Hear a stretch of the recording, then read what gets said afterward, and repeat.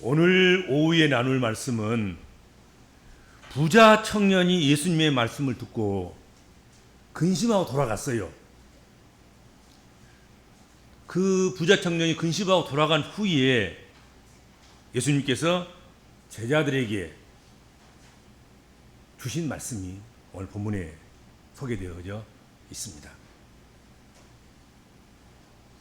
어렸을 때부터 율법을 철저하게 지키고 영생에 관심을 가졌으나 물질 문제로 인하여서 근심하고 돌아간 청년, 그 청년의 뒷모습을 바라보시고 예수께서 비유로 들려주신 말씀이 오늘 본문에 나와 있는 이 낙타와 부자의 비유다 하는 거지요. 23절 24절 말씀입니다. 예수께서 제자들에게 이르시되 내가 진실로 너희에게 이르노니 부자는 천국에 들어가기가 어려우니라. 다시 너희에게 말하노니 낙타가 바늘기로 들어가는 것이 부자가 하나님의 나라에 들어가는 것보다 쉬우니라. 그렇게 말씀하셨습니다. 부자가 천국에 들어가는 것은 낙타가 바늘길을 통과하는 것보다 더 어렵다는 것, 그것은 여러분 꼭 그렇다는 것이 아니라 다소 과장된 비유인 거지요.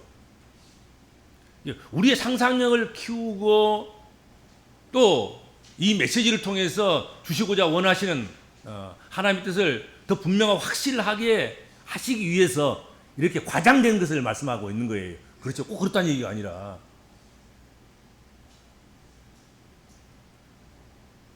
예수님의 비유 요소 중에는 이런 아주 극단적인 면과 과장성이 두루 사용되고 있다 하는 것이 예수님의 비유의 특징이에요.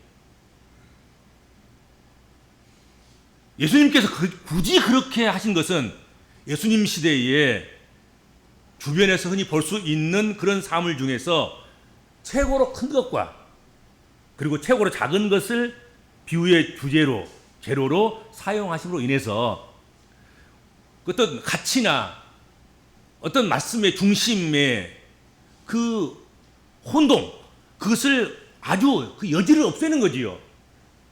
그리고 더 확실하고 더 분명하게 나타내 주시기 위해서 그렇게 극단적인 그런 재료를 사용하셨다 하는 것입니다.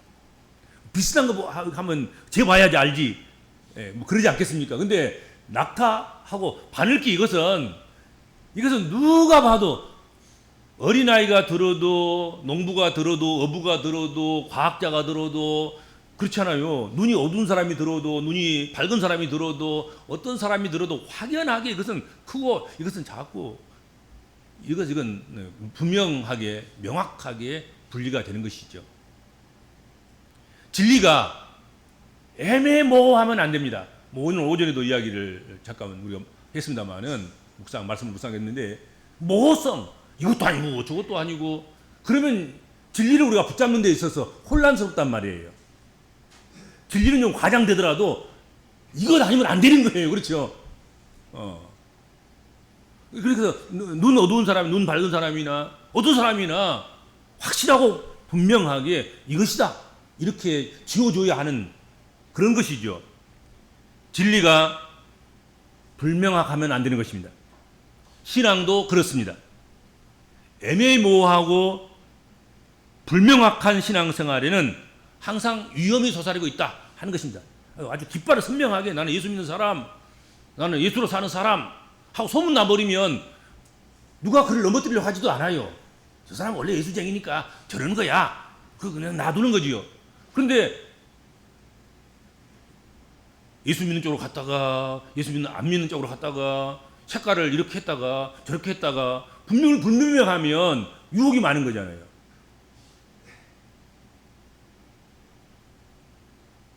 예수의 비유에는 이런 애매모호함이라든지 불명확함이 전혀 없다.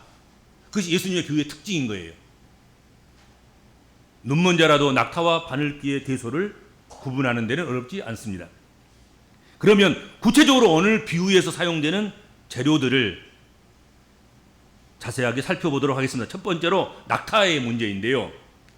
낙타는 사막의 배라고 할 만큼 사막에서 아주 유용한 이동수단이죠.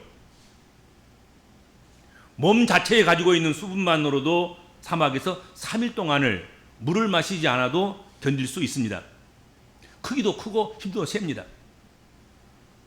그래서 사막을 이동하는 데 있어서는 가장 효과적인, 효율적인 동물인 것이죠.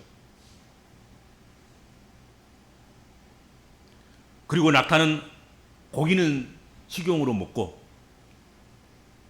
젖은 음료나 버터로 사용하고 털은 직물로 사용됩니다.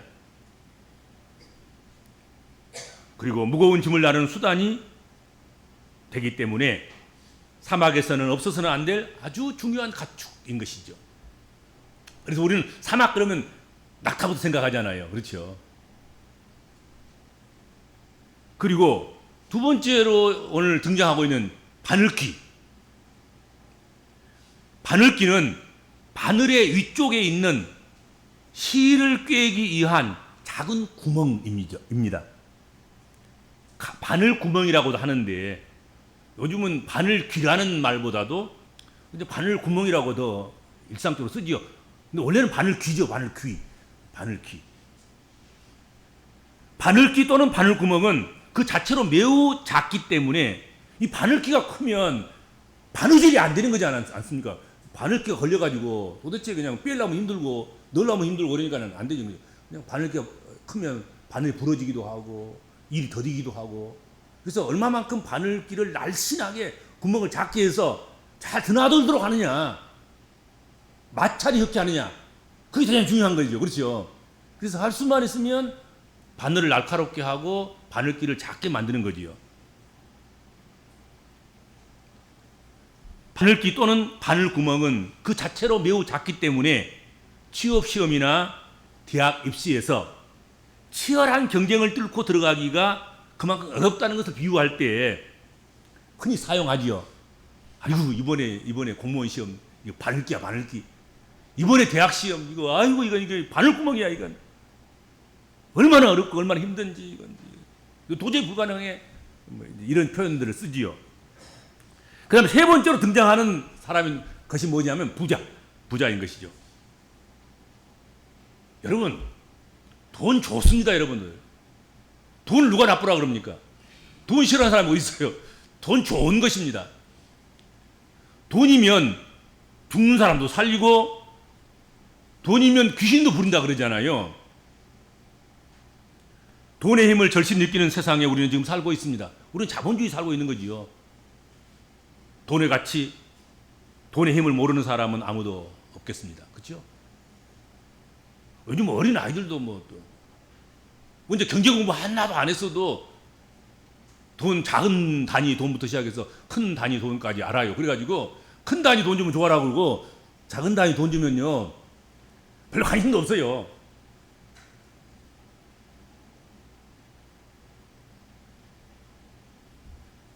이러한 현상은 성도가 세상에 사는 동안 그리고 교회가 세상 속에 있는 존재하는 한 여러분 돈의 가치를 인정해야 됩니다. 교회를 갖다가 하나님 나라 옮겨버리든지 우리가 그냥 이 세상 안 살고 하나님 나라 가버리든지 그래야 돈의 가치를 우리가 무시할 수 있어요. 근데 교회가 지금 세상 중심에 있는데 가장 중심에 그리고 우리는 그 가장 중심에 지금 서서 우리가 경제 생활을 하고 삶을 살아가는데 돈의 가치를 인정하지 않으면 안 되는 것입니다. 여러분들. 돈의 가치를 모르고 돈을 모을 줄 모르고 돈을 키울 줄 모르고 돈을 활용할 줄 모르면 안 되는 거지요. 그러나 건강한 성도라고 하면 그리고 건강한 교회라고 하면 돈의 힘, 돈의 권력보다 하나님의 힘, 하나님의 권력을 더 소중히 여겨야 한다 하는 것이죠. 돈의 가치, 돈의 효용성, 돈의 힘 그것을 무시하고 부정하고 그렇게 하라 그런 얘기는 아닌 거지요. 그거 인정하지만 그러나 이게 비등비등하게 두 개를 선택해야 될 때 무엇을 선후로 해야 될 때 그때에 우리는 하나님의 힘, 하나님의 권력, 하나님의 능력, 하나님을 신뢰하는 것 이것을 더 먼저 해야 된다 하는 것입니다. 오늘 본문에 나오는 부자의 영적 의미는 돈 자체가 많은 사람이라기보다는 재물을 의지하는 사람으로 우리가 해석할 수 있겠다 하는 것입니다. 돈이 많아도 오늘 부자 청년처럼 안 하는 사람이 있어요. 차라리 돈을 처분하고 돈 관리를 잘 하고 돈을 잘 사용해서 영생을 얻으려고 하는 사람이 있는가 하면, 이 부자 청년은 그냥 재물 때문에 영생을 버리고 근심하고 세상으로 돌아가 버린 것 아니겠습니까? 그렇죠.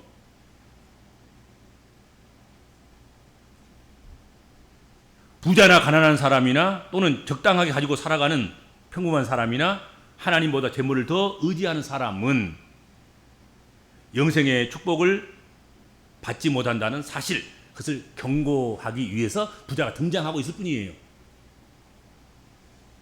이게 얼마만큼 돈이 많아야 부자이고 얼마만큼 부자여야 천국 가기 힘드냐, 그런 것은 아니란 말이죠. 가난한 사람도 물질이 그렇게 소중해가지고, 물질이면 마음도 팔고 몸도 팔고 다 팔고 하나님 나라도 팔아먹어버리고 다 팔아고, 그러면 그 사람은 마음으로는 건 물질적인 부자인 거예요. 물질적인 부자.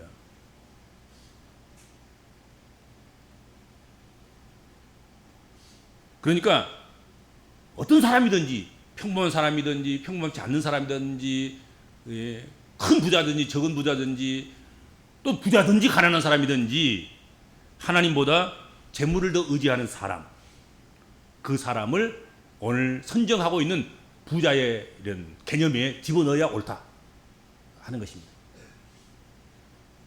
그러므로 가난한 사람이라고 해서 영생에 들어가고 부자라고 해서 영생을 얻지 못한다는 말은 그런 말이 아니다. 오늘 성경 말씀을 오해하면 안 돼요. 가난한 사람도 천국 못 가요. 못 간 사람 있어. 그리고 부자여도 천국 팡팡 들어간 사람도 있어.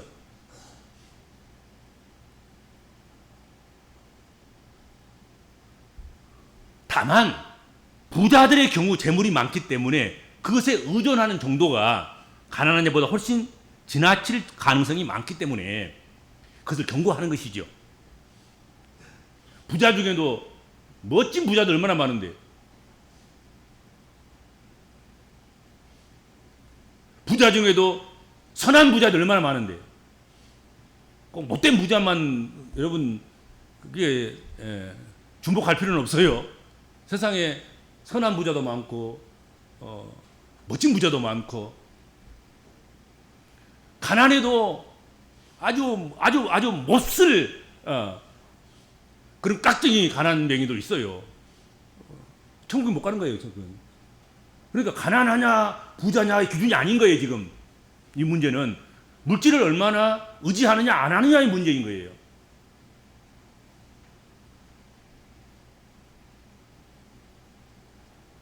가난하면서도 물질이 우선이 아닌 삶을 살아가는 정말 깨끗한 그리스도인들이 필요하다. 그래서 그런 사람을 찾고 있다. 가난해서 아무것도 못하는, 가난해서 아무것도 할 수 없는 그런 가난뱅이를 찾는 것이 아니라 그런 사람이 들어가는 천국, 그런 사람들이 받는 영생, 그 영생을 주기 위해서, 천국을 열어주기 위해서 가난한 사람들을 막 찾아 헤매시는 주님이 아닌 거예요.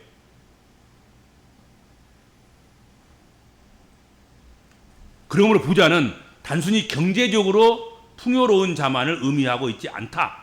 이 사실을 명심해야 된다. 성경 공부하면서, 성경을 해석하면서, 성경을 묵상하면서 경제적으로 덜 풍요로운 사람도 통과하기 어려운 것은 마찬가지예요. 가난한 사람이라고 그냥 무조건 그냥 아무 시험도 없이, 아무 분별도 없이, 아무 통과 의뢰도 없이 너는 가난하니까 들어가 하는 천국은 없는 거예요.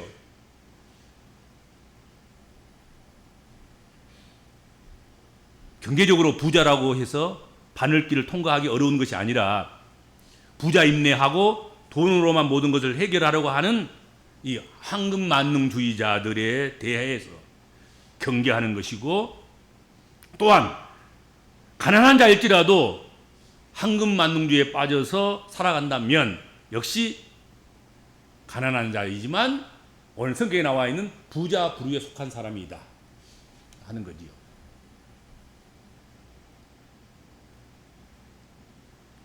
예수님은 이 비유를 낙타와 바늘기의 비유라고도 하는데, 낙타와 바늘기의 비유가 너무 황당해서 신학자들이 달리 해석해 보려고 노력한 그런 일들이 있었습니다.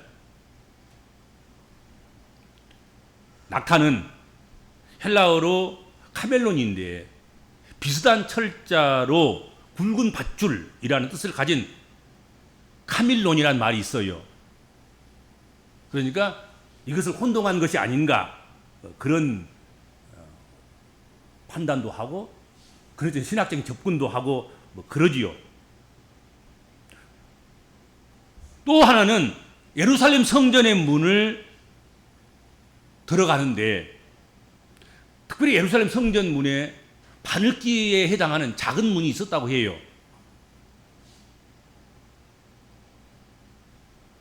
이 문은 낙타가 짐을 싣고 지나가기 힘들 정도로 아주 적은 문이었다 하는 것이지요. 실제적으로 예루살렘 성문에 어떤 시간이 지나가면 문을 다 닫고, 큰 문은 다 닫고 적은 문만 이렇게 열어놓아서 거기서 그것을 통과해야 되는 것이죠. 그 시간이 넘어서 들어가려고 하면 짐을 다 벗고 짐을 다 내려놓고 버릇이 사람 하나만 기어 들어가는 그 정도의 통과만 해주는 그런 시간이 있었던 것 같아요. 그렇죠?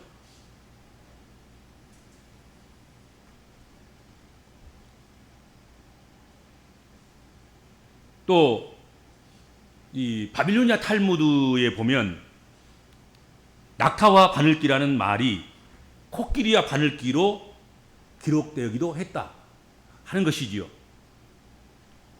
그래서 팔레스틴 지역에 살던 유대인들에게는 가장 큰 동물이 낙타였지만 이 바빌로니아 지역의 그곳에서는 코끼리가 가장 큰 동물이던 것 같아요.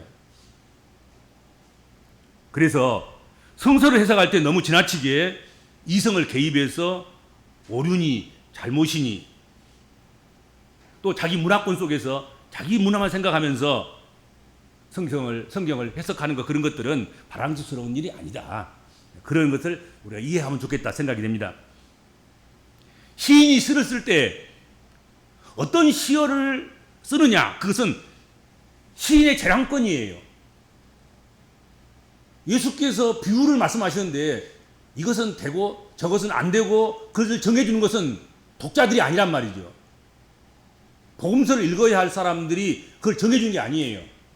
예수님이 복음에 말씀을 하시고 비유를 하시는 데 있어서 그거 쓰시면 안 돼요.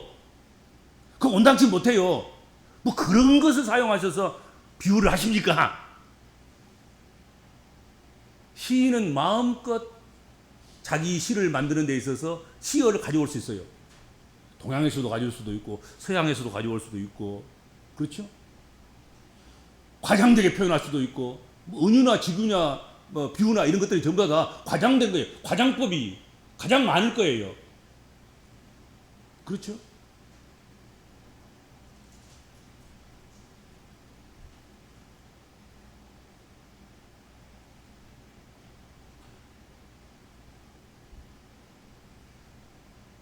이런저런 것들을 자세히 살펴보고 겸손히 본 비유를 들여다볼 때 예수님의 의도는 가장 큰 동물 낙타와 가장 작은 통로인 바늘기를 들어서 부자가 하나님 나라에 들어가는 것이 얼마나 어려운가 하는 것을 말씀하시고자 원하신 것이다 하는 것이죠.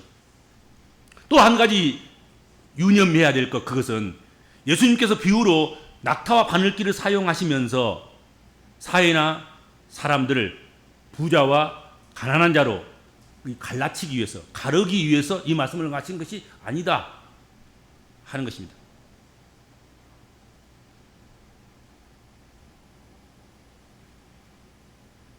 그러니까 오늘 반부 말씀을 통해서 얼마만큼 돼야지 그 부자고, 얼마만큼 가져야지 가난한 자고, 그래서 얼마만큼 된 사람들이 천국 들어가고 얼마만큼 되면 천국 못 들어가고, 이것을 우리가 교회에서 갈라치기 하면 안 되는 것이죠. 교회에서 뭐 조금 이런 사람은 부자라고 해서 막 너도 나도 앞장서서 그를 가까이 두려고 하고 그를 앞세우고 그를 대접하려고 하고 또 그 가난한 사람들은 또 가난한 사람이라고 또 해가지고 또 무시하고 멸시하고 천대하고 숫자에도 포함시키지도 않고 뭐 이런 일이 발생하면 안 되는 거죠. 그렇죠?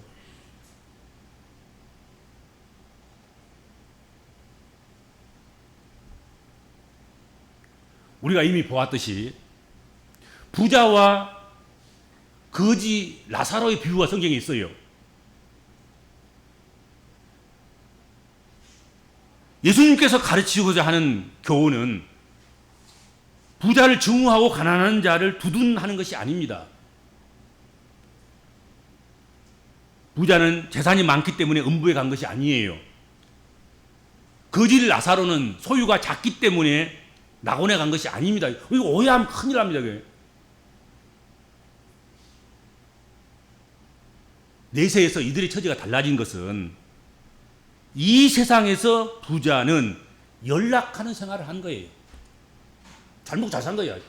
한마디로 말하면 이 세상에서 물질 자랑하고 물질 주장하고 물질에 따라서 물질을 앞세우면서 그렇게 안락하게 연락을 하면서 잔치를 베풀면서 그렇게 먹고 마시자 하면서 살았던 것이다 이거지요. 나사로는 이 세상 어떻게 살았습니까? 믿음으로 산 거예요. 그러니까 거지이기 때문에 가난하기 때문에 천국에 간 것이 아니고 아브라함의 품에 안긴 것이 아니란 말이지. 부자는 잘 살았기 때문에 부자였기 때문에 지옥에 떨어진 게 아니란 말이죠. 그렇죠. 이 땅의 삶을 어떻게 살았느냐의 그 결과물로서 연락하고 살았으니까 너는 세상에 연락했으니까 너는 지옥불에 들어가고 너는 세상에서 그 견디고 참고 인내하고 그리고 힘들게 어렵게 믿음 지키면서 살았으니 너는 영생을 애따 여기다 영생 가져라. 그리고 영생을 주신 거란 말이지. 그렇죠?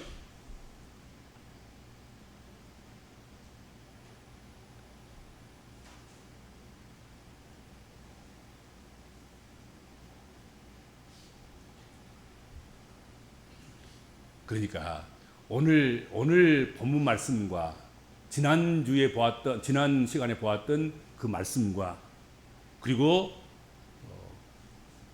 부자와 거지 라사로의 말씀, 이 비유와 이런 것들을 만약에 우리 믿는 사람이 듣고 나는 부자가 되지 말아야 되겠다. 그렇게 만약에 생각이 들었다고 하면 그건 설교를 잘못한 거죠. 그것은 말씀을 잘못 해석한 것이죠. 듣는 자가 잘못됐든지 전하는 자가 잘못됐든지 부자 되셔야 됩니다. 부자니까 천국 못 가니까 부자 안 돼야지, 가난해야지, 거지해야지. 그게 기독교냐? 그건 기독교 아닌 거예요. 잘못된 것이죠. 해석을 잘못한 것이죠.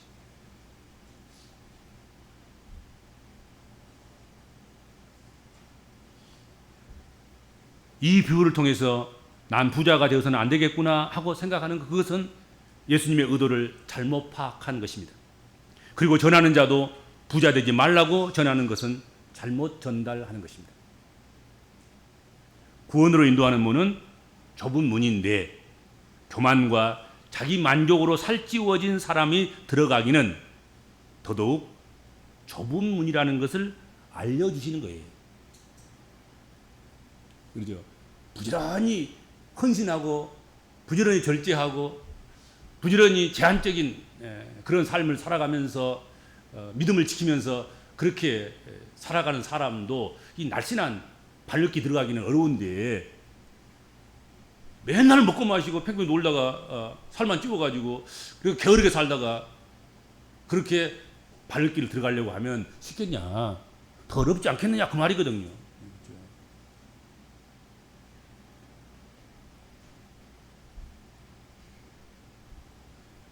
예수님의 이 말씀을 듣던 제자들은 깜짝 놀라며 그러면 구원받을 사람이 어디 있겠습니까? 하면서 수군거린 거예요. 뒷담화 한 거지요. 예수께서, 선생님께서 지금 물질 때문에 근심하고 슬픈 낯을 띠고 돌아가는 그 부자 청년을 바라보면서 이 말씀 하셨는데, 제자들이 그러면 누가 천국 간단 말이냐? 바늘길을 통과한다는 게 그게 가난한 사람이라고 바늘 통과할 수 있겠냐?